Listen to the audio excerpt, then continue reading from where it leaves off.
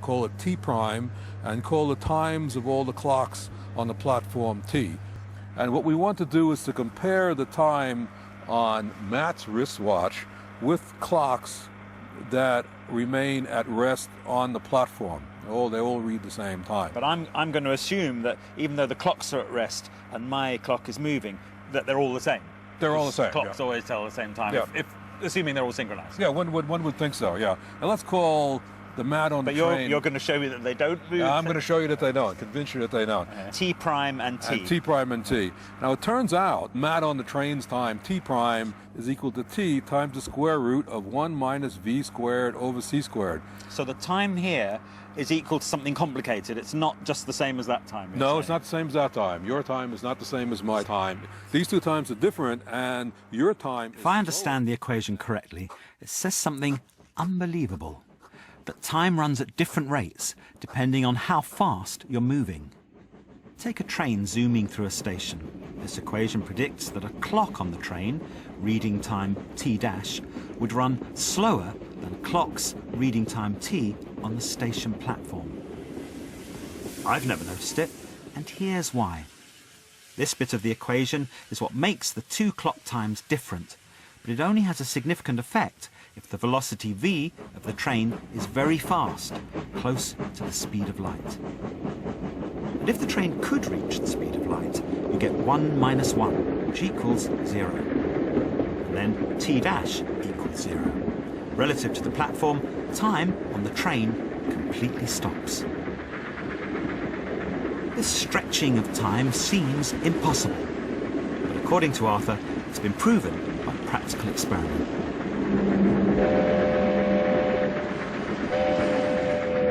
Now that's really something, that's wild, and he realized that's because time is a relative quantity. Just as I discussed with you. Right. That your time is only the same as my time if we're standing still next to each other. Yes. But if you go away and come back, your clock, although it would be very difficult to perceive it, will read a slower time than mine. Well, I'm taking in a lot of what you're saying so that I'm far more informed than I was before you spoke. Good. But the thing that's really big for me is this idea of the physical nature of time. And that seems a marvellous idea. Oh, it turns out that there's not space and time, there's space dash time. Right. In other words, they are that's right. a single entity. Is single entity. The right word? Time Yes. and space are connected by the velocity of light. That was definitely the hardest equation so far.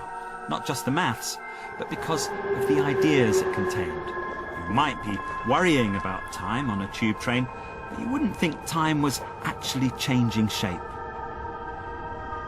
Einstein worked out that time and space are inextricably linked through the speed of light. That was a thought that it was simply impossible to have before. Reality had changed, and Einstein did it with equations. I'm beginning to get a crush on science. Before, I literally didn't know what an equation was. Now, in some ways, I know the basics of what an equation is. But I also know the implications of what an equation is. So there's a sort of excitement about the philosophy of an equation, or the use of an equation in some kind of profound way, as opposed to something like a railway timetable that tells you very detailed information. You know, the process of learning is a mixture of pain and pleasure. It's quite hard to dislodge the pattern of the world that you've already got in place and bring in a whole load of new stuff. You can appreciate it on a mythological level. Someone's telling you the myth of equations, or the myth of science, or the myth of Newton, or the myth of Einstein. They all do sound like myths to me, but as the days go by, they acquire more and more reality as each scientist adds to the stories that the other scientists have told me.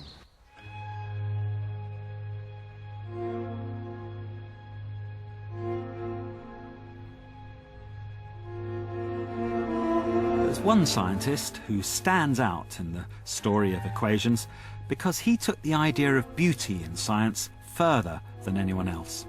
And his name is Paul Dirac. He too revolutionized our view of the universe Yet virtually no one outside scientific circles has heard of Dirac. So I've arranged to meet the biographer of this mysterious genius. This is a particular favourite part of Cambridge for Paul Dirac. Dirac was the greatest English theoretician since Isaac Newton, and that's his reputation in 1927, when he was looking for what became his greatest achievement, his equation. Why is he, being so great, why is he totally unknown to the general public? He actually wanted anonymity. He really had no interest at all in celebrity. He simply wanted to get on with his work and be unknown to the outside world. I love the idea that for Dirac, beauty is important. Is there a sense in which it is more important for him than I've been hearing so far about other scientists? Oh, yeah. Dirac was the first scientist actually to elevate this idea of beauty to a principle. He called it the principle of mathematical beauty. And what he meant by that was that as we advance in fundamental theoretical physics, the theories, as they get closer and closer to nature, become more and more beautiful. So for him, it was a method actually of sifting out theories right from wrong, because if it wasn't beautiful, if it was ugly, in his opinion, it just wouldn't pass muster with nature. So for him, a theory had to be beautiful for it to stand a chance of describing nature. Incredible. Here's a scientist who insisted science went through a filter of beauty, and by pursuing beauty, you end up with truth. It's an idea that's often used metaphorically, but Dirac meant it literally. This is the Bridge of Sighs, which he walked across as a fellow. He walked back to his rooms here, and this is where he did his great work on the Dirac equation. In fact, he was staying in a room just here. Right? That's where he was working in the late months of 1927 on what came to be known as the Dirac equation, one of the greatest achievements in modern science.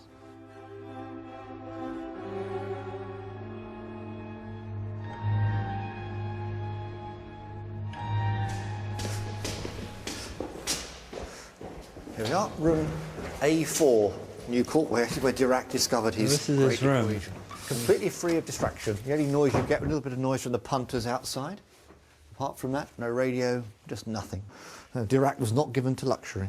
In the late 1927, all he did apparently was to work on that equation.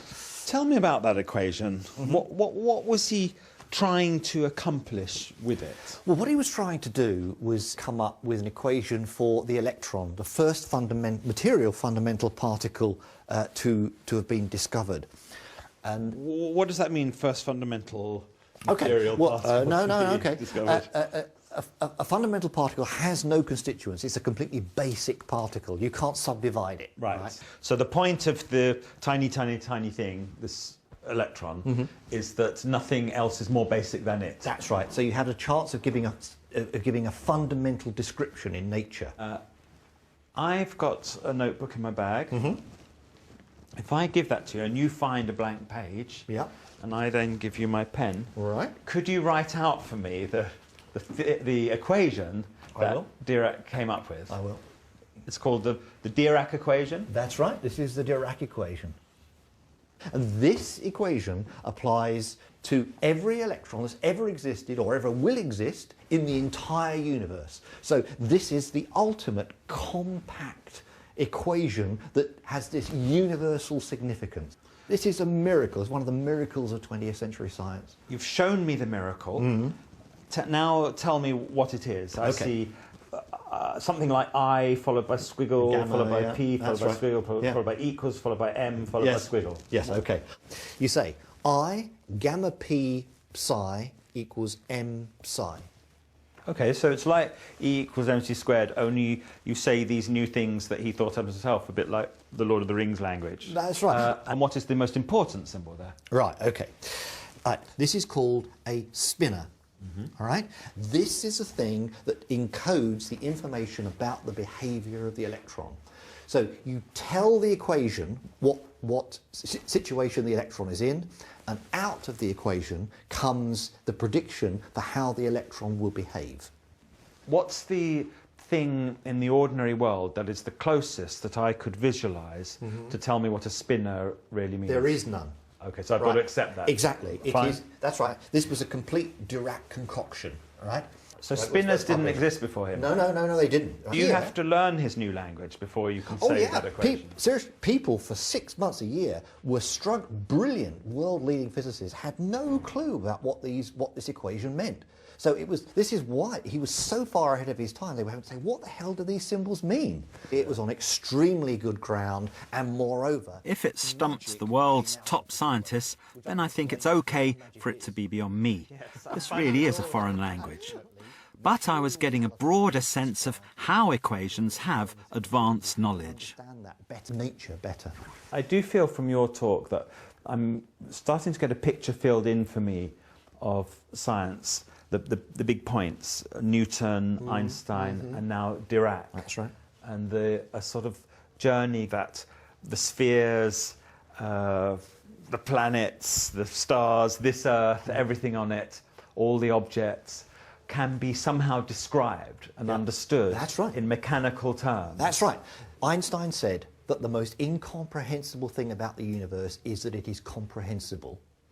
And Dirac, Newton, Einstein, they all had faith that they could, if they thought hard enough, they could come up with these laws that describe nature at a fundamental level. But faith doesn't produce more faith, it actually produces equations. Oh, absolutely. It's not like a faith that you can't verify. Faith oils the works. Yeah. Dirac actually said that the principle of mathematical beauty was a kind of religion to him. He actually used those words because he really did believe, with all his heart and soul, right, that a mathematically beautiful theory was going to be the kind of theory that nature backed, and that was the direction in which you should travel. So he really did believe that. It was an article of faith. Why is the spinner beautiful? This is beautiful because Dirac used this equation to predict the first example of antimatter. This was perhaps the greatest triumph of 20th century physics.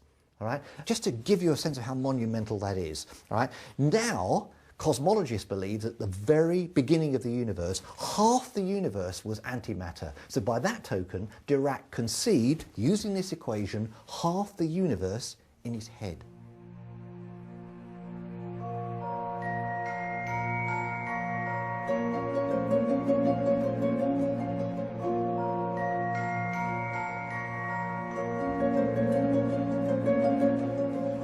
Scientists now stand in awe of Dirac's equation, but at the time, things were very different. In the late 1920s, antimatter was totally unknown. The idea that every electron, proton and neutron had an opposite partner was preposterous.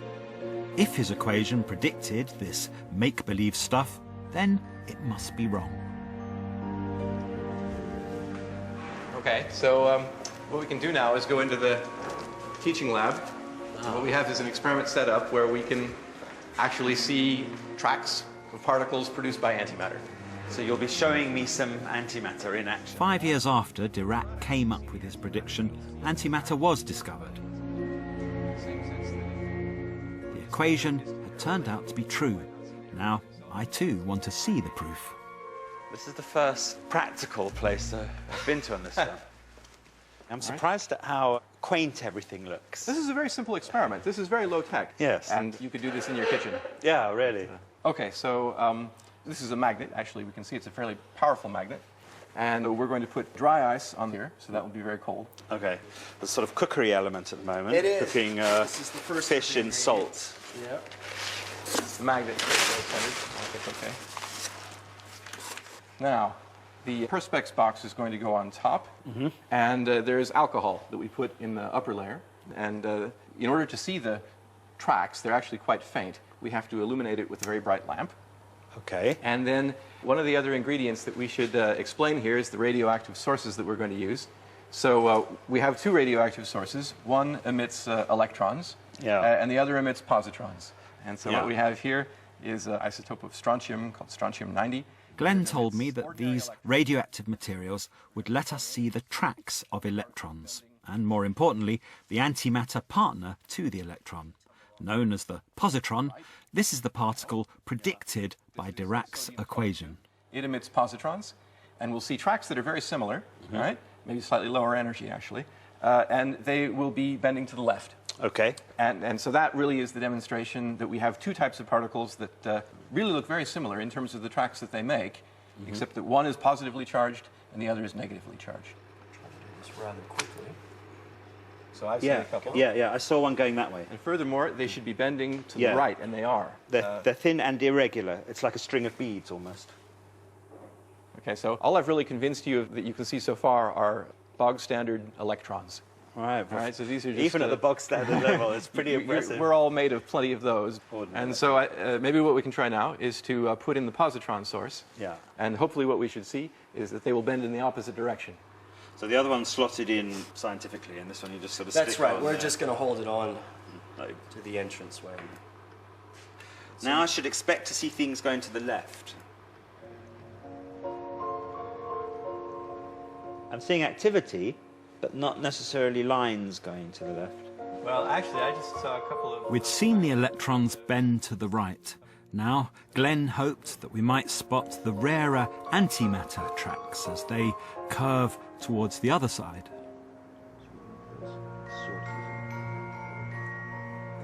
That one there, we go. very, very clear. There you Yeah, go. very, Antimatter. yeah, There you fantastic. So that's the first time in this experiment that I've seen the antimatter. There you go. That was definitely coming from the source.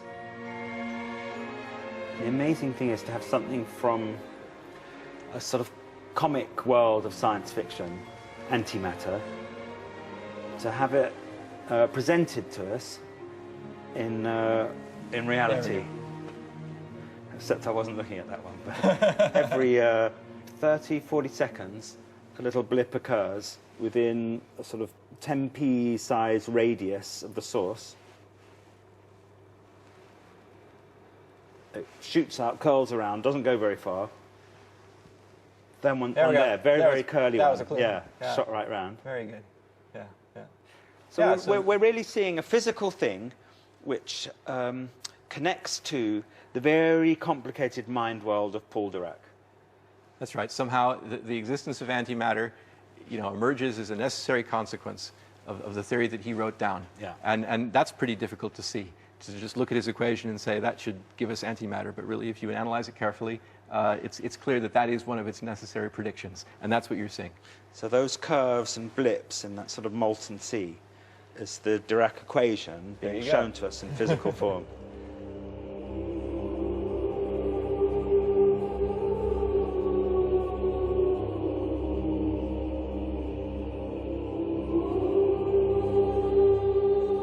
These elusive symbols point to a beautiful idea. There is something magical about them. The existence of antimatter proved his theory true. Keats's romantic poem goes, "Beauty is truth, truth is beauty," as if one leads to the other. And that's exactly what Dirac, the scientist, believed, that the search for beauty powers the advance of science.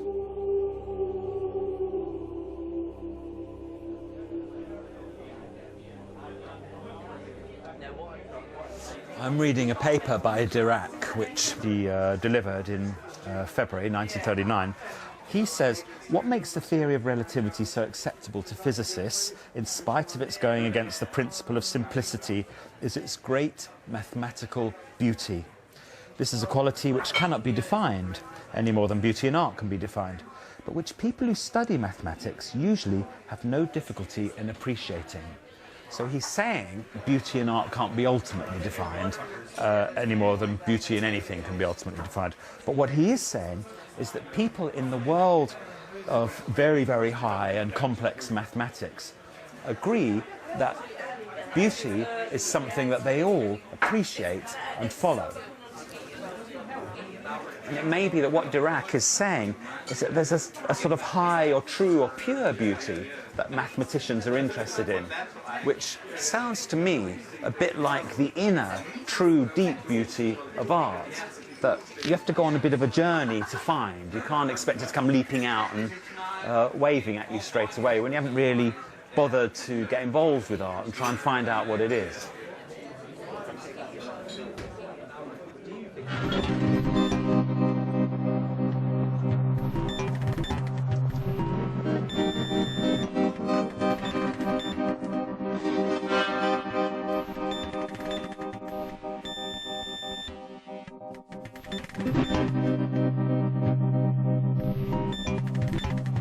like these buildings very much, but I think they have a sort of comic element.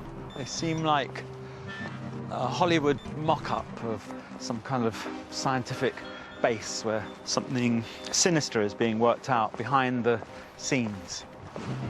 You wouldn't even really think you're in England. It could be anywhere in the world. I'm ending my foray into science with an equation about black holes. I'd always thought they were the stuff of science fiction, but the inner workings of black holes were explained by the fifth of my great equations. All the previous equations have come from historical figures, Newton, Einstein and Dirac. This will be my chance to hear about the entropy equation direct from its creator, Stephen Hawking, and find out if he agrees with Paul Dirac about beauty and the truth of science.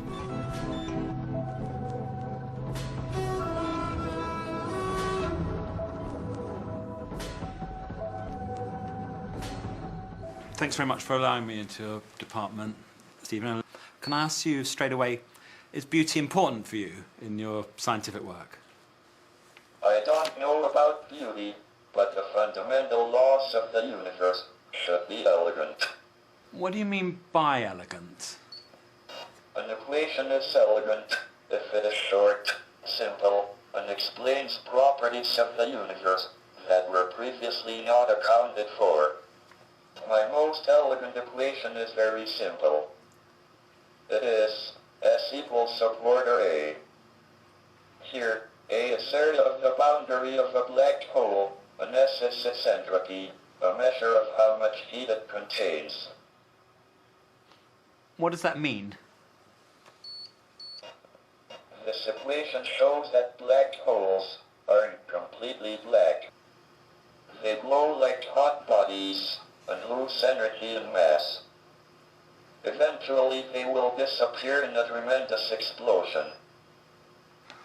Why is that an elegant equation?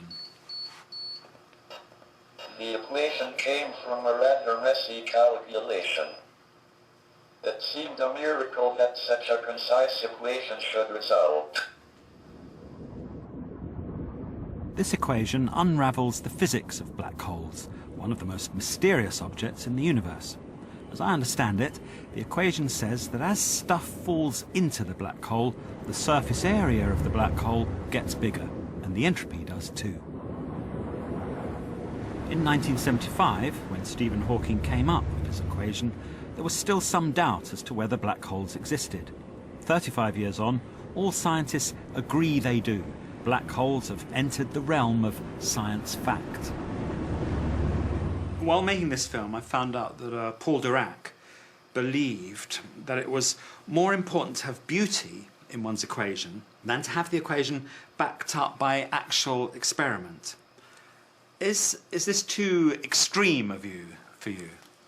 I think what Dirac meant was that although a beautiful equation might not agree with experiment at a particular time, it will eventually turn out to be true in the long run. I think elegance is a good guide for equations, but not an infallible one. In art, an artist like Picasso, say, he'll just be working from hour to hour, from work to work, pushing his ideas along with his work. He doesn't necessarily think, now I've discovered cubism.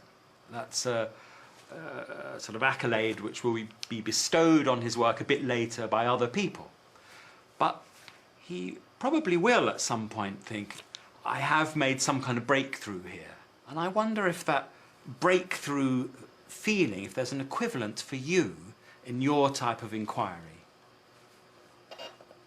There's nothing like the eureka moment of discovering something that no one knew before. I won't compare it to sex, but it lasts longer. Okay. Thank you very much, Stephen. Thank you.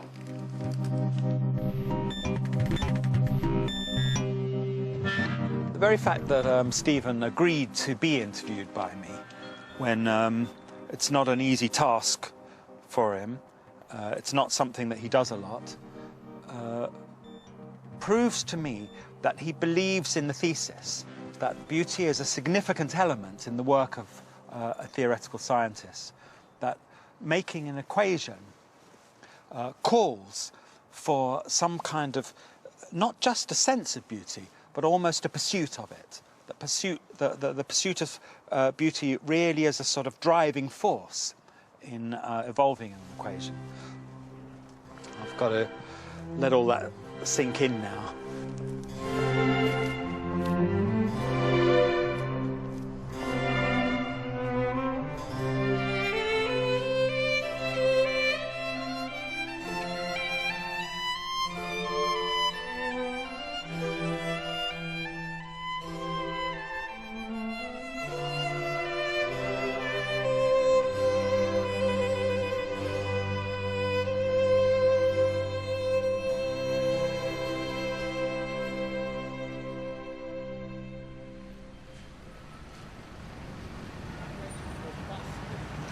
I've been very happy to have my head crammed full of unfamiliar ideas, but now there's one more thing I need to do. Hello, Kerry. How nice to see you. Hello. I'm at the opening of my own exhibition, the work I do with my partner, Emma. I've invited the scientists, and most of them have turned up. Throughout this film, the word beauty has often cropped up, but it's hard to define, and I can't help but feel that while there are similarities, there are differences too in what artists and scientists mean by beauty. Sorry, which older paintings? You mean all these white paintings? Ah, I see what you're saying. White paintings and colour paintings. We do all these. Ah, right. So this. I'm trying to imagine what Paul Dirac would make of this painting. My guess is he would ask you what you were representing here. Yes. Because he had a very literal mind. Yes, I know what you're saying. Are you conscious that you're representing anything? There's no representation in the room at all, but I think there is the idea of a model of the visual world. Yeah. There's a lot going on. There's a lot of them. You come back in a couple of minutes and look at something else, and you can't really find that order again. You find another one. And that's really the point of them, that they should have a restlessly changing sense of order. Yeah, but like looking at a fire, where the fire's always looks the same, except it's never exactly the same. Exactly. Anything in nature that is kind of permanent and changeable all the time. Yeah. Are all the panels the same, or are they different? I think they're all pretty different, and it's interesting because you'd look at it and you'd think that there's an algorithm that tells you how you would paint that one in terms of the things around. Right. But he says no, there's also kind of a global point of view. So non-repeating pattern of some sort. Exactly. But ultimately, it is highly mathematical. But actually, there's no. We didn't sit down and work it out. Right. It has. Well, randomness is also mathematical. It's interesting to see, mathematical symmetries come out of aesthetic pursuits. Well, that's arrived at entirely. All my life, science has been totally out of my orbit. What was so illuminating for me in this programme was to find out that equations are the most important tool in science, forever pushing the boundaries of knowledge. And that the greatest and most beautiful equations have a life of their own. They've given us ideas beyond the human imagination.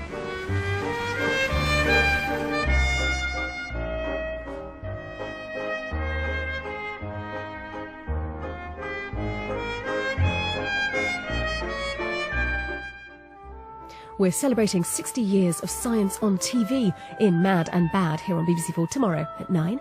And then at 10:30, Horizon follows mathematician Andrew Wiles as he sets out to prove Fermat's last theorem. Next tonight, though, drama with Accused.